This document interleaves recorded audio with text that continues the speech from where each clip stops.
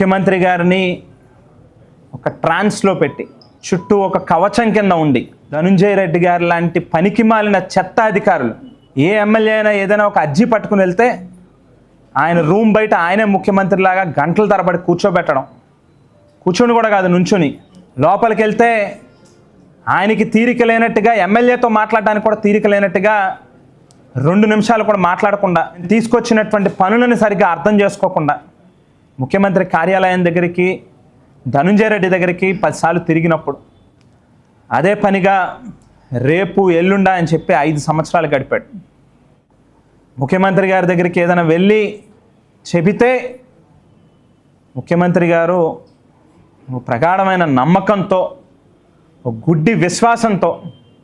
ఈ ధనుంజయ రెడ్డి గారిని బయట నుంచి పిలవడం, ఆయనకి చెప్పడం, ఏ కాగితం ఆయన చేతిలోకి వెళ్ళినా ఇక అంతే సంగతులు.